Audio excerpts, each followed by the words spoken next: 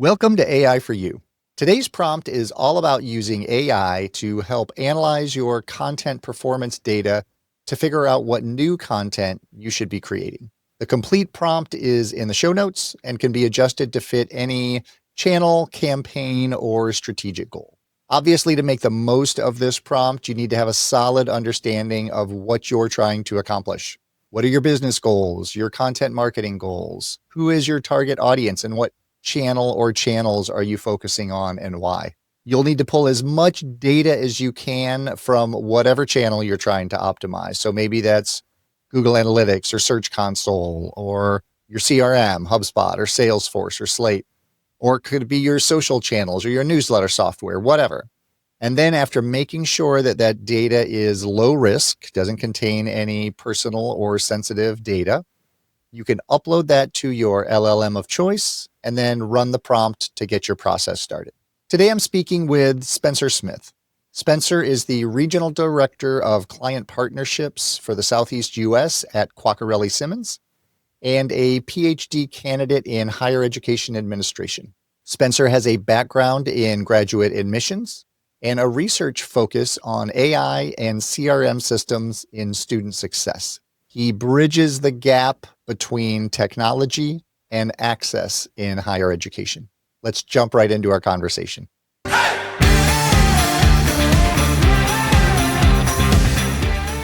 right, Spenser, thank you so much for coming on the show with us today. Absolutely. I'm happy to be here. So tell me a little bit about how you're integrating AI into your work at QS. Yeah, absolutely. So I'm fairly new to QS. So I've been learning a lot over the past few weeks, but something I have always done in my past role is find ways to create AI tools that kind of help me get a better kind of advanced efficiency level. So for example, the main thing I do now, so I work with clients all over the Southeast at various universities. And so I like to stay really informed. And so I actually have created my own AI engine that the sole purpose is every morning I hop on and I've trained it. I say, hey, what's my daily rundown? It will then search through all publicly available data and see, hey, this is going on in South Carolina. This is happening at the University of Georgia, this president at Florida International University. Just a way for me to kind of know today what is on the minds of all the schools that I'm partnering with so that I can get in a better position to kind of help them forward. So that's the primary way. And that you spend a lot of time on there just kind of browsing through headlines and taking a look. Nice. And so what did you build that functionality in? Was that inside a foundation model or did you do that outside that? Yeah, so within OpenAI, so I'm on OpenAI all the time. I feel like I save a tab at all times to help me with some things. But you have the ability to go and kind of build your own. I call it like an AI within an AI when you're making it, like Inception. If you've seen that movie, that's kind of how I conceptualize it. But you talk with this AI and it builds the AI for you on the other side of it. And then you just make small tweaks here and there. But I've created quite a few of those over the past few years. Nice. So you're doing those directly within ChatGPT, like custom GPTs, or are those like little the agents? Oh, okay. Yeah, they're my own custom GPTs. Awesome. Excellent. Yeah, I'm a huge fan of custom GPTs. And one of the greatest ways I think to really introduce people to using AI, if you can create a custom GPT for them that helps them with a task, makes it a lot more kind of palatable, I guess. So tell me a little bit about your AI journey. What got you into AI? Were you an early adopter? Did you have concerns coming in? Where'd you start? Yeah, I think when it comes to kind of technology in general, I've always been somewhat of an early adopter. I was a big advocate for Apple Pay when it first came out. And everybody was like, well, and now we know it's more secure than even a normal credit card. And so I've always kind of looked for these trends that, that I have trust in, that I've researched on, but try to be an early adopter where I can. And I would say my AI journey probably started where most people's did of, I have these ingredients in the kitchen. What can I make? And then you just see, oh, that's really fun. That's cool. And then I think one day it just kind of clicked of, hey, what if I use this for my skill set and to fill any gaps in knowledge that I have to help me better do what I'm already really good at? So quick example, in my last position, I worked at an institution where we used the Slate CRM. I had the idea, what if I make a Slate assistant that I know this is exactly where I need this website to live. This is what I need this email template to look like. Give me a framework in HTML with custom JavaScript that I can work with. And that saved me a few hours easily going back and forth with my IT manager, my programmers. that I could have a framework that I could then tweak to match the branding standards they had put out. That was saving me so much time on email drip campaigns, landing pages, portals, and then kind of took it to the next step of what if I turned it into a training tool for my team? And so then I taught it to whenever it interacts with somebody, it says, hey, what's your comfort level with Slate? And my team would say, pretty good, or I'm brand new, and it would tailor everything. And I actually uploaded all of my training materials directly into the engine. So it had my screenshots to share with my staff, which was kind of cool. So that's kind of how the journey started. It was I don't really know this. I wonder if there's a way I could learn it and like learn where I can without having to, reinvent the wheel and build upon what I already know rather than try to replace. Because in higher ed, I feel like everybody can say we have too much in our brains at times. So we all wear too many hats at times too.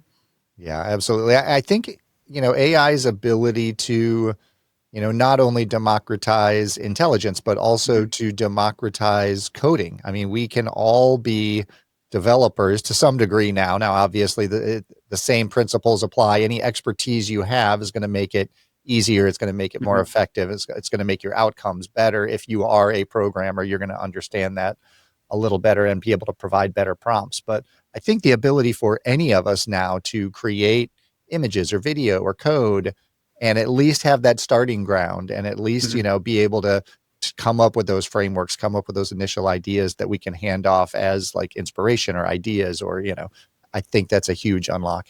So what do you think are some of the biggest challenges in higher ed for integrating AI? Because a lot of institutions are very slow to take it on. A lot of institutions just haven't even started the journey yet. Why do you think that is? Oh man, that's a great question. So I'm actually speaking at an upcoming conference with some directors from the graduate business space about kind of how it's changing the landscape. And one of the big things I'm talking about is, we already know students are going to use it. It doesn't matter. They're going to use it. The best we can do is provide guardrails on that side of it. But the side of it is when we integrate it into our own policy, not even on the student side of things, but how our staff members operate, how do we get into the realm, particularly within enrollment management, of the ethical side of it, right? The main point I'm going to drive home when I get to speak with all these individuals is, I don't think, we talk a lot about, well, AI is coming for this job or AI is coming for this job. I think in the higher ed world, I don't think we'll ever be in a place where AI is going to replace us as higher ed professionals. What I do think is that someone using it might. And so how do we work that in an ethical way that still provides top quality service? It doesn't lose what makes higher ed so special and is that human connection. How do we keep that, but still utilize this tool that can definitely be overused, if we're being honest? Yeah, I mean, AI can do a lot of things, but it's really up to us to decide what it should be doing. And I see a lot of institutions just like rushing to implement without a lot of thought about what jobs is this going to replace? How are these changes going to impact our staff? How do we make sure that we're keeping all of those human connections, like you said, into our workflows and our processes? Because you don't want to automate those because those are your opportunities to form those relationships and build that trust with, these people who are going to be committing a large portion of their lives and a large, financial resource to, joining our school, our institution. So yeah, it's a conversation that a lot of institutions need to have at the beginning. And I think most institutions, once they're ready to start moving forward, just want to rush into it. Yeah. And I liken it to, I was speaking with a friend on the other day of it's almost kind of like the Wild West right now. Everybody's just doing their own thing. It's all spread out. It's not really congruent. We're trying to figure out, oh, well, this person in this department's doing this. This person's doing this over here. I'm doing this personally for myself. And that is going to be a challenge I don't think will ever go away. It is like a race to see who can adopt AI in the best way possible right now. And the Wild West is what I always tend to think of. Yeah, absolutely. So that's a good comparison there. What advice do you have for institutions who are just getting started and are just getting into their AI journey? Yeah, I think really drive down into the purpose. I speak a lot about, yes, everyone's using it, but why do you want to use it? What do you think what's the goal in you adding in something to better your processes, to better the student journey. When you can define that process, even down to a really granular level, it's kind of like building the foundation of a house. You know the floor plan before you start putting on shingles. It's if you start putting walls up before you've gotten done planning, it's going to get kind of lost in translation. It probably won't look like what you had intended. Probably won't anyways, but at least you'll have some sort of a blueprint to move forward with. Yeah, I think having that the goals, the guidance, understanding your strategic priorities as an institution and marketing priorities, you still have to focus on all those fundamentals. You still have to focus on your audience and make sure that you're providing them with the best content. You can't just scale up your content if it's not strategic and not audience focused. So just creating more noise. Yeah, it really is. And, I think AI integration a lot of people just look at it as a technology adoption project, but it's really a change management initiative, because you're fundamentally creating opportunities to entirely disrupt your current workflows and processes when you start collaborating with these tools. And I think when people just focus so much on efficiency, they stop thinking about all the different ways we can use these tools that we don't even understand yet. I mean, even the engineers who are building the tools don't really know all the ways we can use them. So we know that, higher ed institutions, a lot of businesses and brands are going to have to adapt and evolve as a result of AI as we start integrating, getting it more into our workflows and processes. What do you think higher ed marketers, admissions, alumni professionals can do to start preparing themselves for the impact that this technology is going to have on their jobs? Yeah, I think the first thing is just learn, keep learning. When it comes to AI, I personally always assume that I know probably 1% of the information that's out there. And if I can just get to 2%, that'll be a little bit better. But I think just continually approach it like you're a student. I mean, everybody who's worked in higher ed, we were in school at one point. I'm a PhD candidate now. So if you can adopt that mentality of, I need to be learning and learning and learning the same way we approached how we got to where we were, why we started working in education in the first place, that's a great place to start, because it gets your mind wrapped around this concept that can feel really overwhelming. A friend of mine who was kind of a late to the game AI user talked about how intimidating the learning curve was. And I mean, I get it. It seems really challenging. But after you spend that first little bit of time just learning and educating, you start to realize how accessible some of these tools actually are. And so that's my biggest piece of advice is it's the education piece. Do it like you're doing a literature review and then move forward. And that tends to be a great place to start. Even though I know we all hate literature reviews. I just wrote mine and I'm tired of looking at it. Yeah, I think that's spot on. I think, the technology is changing so quickly and, there's always new models coming out and new versions. It's really a constant, act of learning and trying to keep up and just see, I always hear people say, oh, I'm so far behind, It's like, well, you just have to get started. Once you get started, you're going to be good. And people are like, well, how do I learn? Where do I get started? I was like, just ask the tool. I mean, tell the tool what your problem is and ask it to help you solve it. And it will help guide you through that process. So where do you think AI is going in the next few years? And how do you think that's going to impact higher ed, not just on the teaching and learning side, but also, within the administrative side? Yeah, I think the biggest thing I've seen, and I'm speaking as someone who has kind of moved from the education landscape to the more private higher ed sector, is the projection ability, right? Working in enrollment management and higher ed, marketing even, we want to know if we can start to predict the impact things are going to have, right? We want to know what's going to work, what's not before we do it, which is an impossible problem always, and it always will be. But, one of the things that I've been seeing lately, and, I'll speak on QS just for briefly, one of the sectors uses it to predict students who could enroll in programs up to 2090. So I think when I worked in enrollment management directly as a director of a department, my goal was always, can we get to where we're looking 3 to 5 years down the line? Can we get to where we're looking 5 to 7 years down the line? I think AI is heading in a place that they're going to start looking farther ahead than just the normal 5 to 7, 7 to 9 that we've gotten so accustomed to in leadership in higher ed. And I think that if utilized in the right way, because it's still new, we don't know if we're projecting things right 50 years out in advance, but it's heading that direction, which is really cool. Yeah, I think the predictive analytics capabilities are going to be game changers as they get easier and easier to use. I've got a presentation coming up that's all about, conversational data. Once we can start talking with our data, I mean, HubSpot's already integrated into ChatGPT. So now if you're a HubSpot user, you can connect that to ChatGPT and you can just ask ChatGPT about your HubSpot data. So I think we're going to see more and more tools, moving in that direction and creating those sort of opportunities. And then I think AI agents are going to, I mean, we're creating these custom GPTs, we're building these workflows, we're creating these prompt libraries.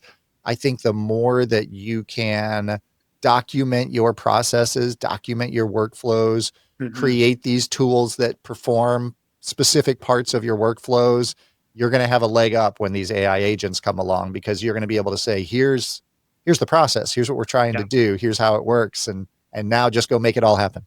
So there's a lot of confusion. Speaking of AI agents, there's a lot of confusion. There's a lot of people saying that this is an agent and this is an agent. These are agents. Where do you see, the line between where we are now with AI and AI, these AI agents that are supposed to change the entire workforce? What do you think it is about, the tool that will make it, take that next leap from where we are? I mean, I even see like custom GPTs are kind of like agents. They're like mini little agents. Where do you see that delineation? Yeah, I think this kind of crosses over into that ethical use that we were talking about earlier of, the way I kind of see these AI agents going is I just don't see a world, and maybe that's me being naive, but in higher ed, I don't see a world where your admissions counselors, your advisors, your marketers are going to be replaced by these fully one-stop shop AI agents, right? We talk about AI chatbots all the time. And I think they're really great tools, especially in such a fast day and age. We know some data last year from a study, over 60% of students around the world expect a response and expect their inquiry to be resolved within 24 hours, right? 10 p.m., I get a lot of emails, right? I'm just not going to keep answering those. But if you have that AI chatbot to help answer the quick question, then drive the traffic back, it's a student raising their hand. That's a hot lead. We want to make sure we are able to capture them, to push them to the people that have the touch that AI will never be able to provide, which is empathy, compassion, interpersonal development, and communication. It can feign it, right? We've seen it. They love M dashes. We know AI agents love M dashes. It's a problem. I also write with a lot of M dashes, so I've had to really scale that back. But it's all about using it to supplement, right? I guess if I had to wrap all that up in one word, is we want to supplement the talents of our marketers, of our admissions professionals, of our leadership, not to replace. I think supplementation is the key. Yeah, I agree entirely. And I think, the expertise that we have, the industry knowledge, the understanding of our goals and our audiences, that's something that AI can't do. And I don't know that we'll ever be able to do. I can see these agents doing large parts of our workflows, but we're going to be the ones that are going to have to drive those. And then we're going to have to be the ones that are going to validate and, make sure at all the checkpoints that it's, not veering way off course. So, and, the one thing AI doesn't do is sometimes it doesn't learn from humans' past mistakes, especially think of admissions, right? I would never in a million years want any kind of AI to have anything to do with the decision to whether to admit or to decline a student. It's one area that's a black box of, hey, I would never touch it, right? Because we know in the past, there's a lot of data where there have been unfair admissions practices. And the thing with AI, without that extra context, it could get there. But if we use it and we're not using the human element of, hey, we have context here, all it's going to do is reaffirm that bias because it sees that overwhelming pattern in the data and recognizes it. And so, again, I think it's another way of humans have to be in the loop on this. Otherwise, we're just going to reinforce the mistakes we've already made in the past. Yeah, absolutely. That ethical understanding, that responsible oversight that is needed. I mean, we've seen, several companies that have, just said we're going to get rid of all 2,000 of our, customer experience employees, and it just never works out well. So one of the questions I always finish off with is, what specific AI use cases are most helpful for you personally or professionally? Personally, so being a PhD candidate, I get lost in the black hole of Google Scholar quite a bit. I'm on page 47 looking for an article. It's another one that I've built an engine for myself of I've trained it to be able to look through peer-reviewed sources, not to cite them for me or to pull quotes, but to pull me links directly to them with the abstracts and summarized findings, so that then that gets rid of the part where I'm copying and pasting my links into an Excel sheet. I can pull them all from one web page, go to the actual article, look through it, and be like, okay, cool, I'm going to use this one. I can't tell you how many hours that has saved me. And then I think the other area professionally that I've done in the past with AI is you can really use it to further increase your proactive activity rather than being reactive as we get sometimes during busy seasons in admissions and enrollment. Specifically, one of the things I did within Slate at my last institution was we built a dashboard for my whole team that one of the metrics was, hey, look here, look at these programs. If there are names on here, contact them today. It's only going to be one or two a day, but I basically in Slate, in every CRM, you can break everything down into just a timestamp, right? No student info, no sensitive information. Everything is broken into a timestamp. Uploaded all of those timestamps into an AI, and I said, hey, look at these patterns. Where do you see activity drop-offs? And what do you suggest would be the best time frame to implement a personal touch point from my admissions team? And we found that for our funnel, roughly between 2 to 5 days of something where they're active, we're gonna get on their radar. So I built a dashboard that looked at how many times their IP address pinged. Are they clicking on things? What websites are they visiting? Are they spending a lot of time on our websites? What kind of touch points have they called us? If they have done any of this, they pop to a list and it says, hey, John Doe is looking at our MBA program a lot yesterday. He spent 17 minutes on the financial aid page. So my team would then reach out and be like, hey, I'm so-and-so, assistant director of admissions, would love to meet with you and talk about how to apply all the scholarships you have available, right? Work it out a little bit. Don't big brother them, right? You're like, hey, I saw you were on our website, because that would not go well, I don't think. But being able to have those metrics we don't look at a whole lot, we do, right, to get our model scores and our matriculation likelihood, but as a way to contact more and kind of insert ourselves in the conversation right when they're raising their hand, that's going to just deepen that relationship and deepen that kind of compassionate, empathetic approach that we can take. Yeah, I think AI provides so many opportunities for us to really, figure out the timeliness and then to be able to monitor our data real time and take those actions and personalize the content so that people feel like we understand them and we know, what their problems are and how we can help them solve those. Really appreciate your time today, Spenser. Thank you for coming on the show and sharing all your insights. If the audience wants to connect with you, where's the best place for them to do that? Yeah, thanks, Brian. The best place, just my email address, and it's just Spenser, and I spell it differently, so SPENSER. Thanks, Mom. So spenser.smith@qs.com. Fantastic. Thanks again so much for coming on, Spenser. Absolutely. Thank you, Brian. I love the way Spenser highlights the importance of building AI solutions with a clear purpose and ethical considerations.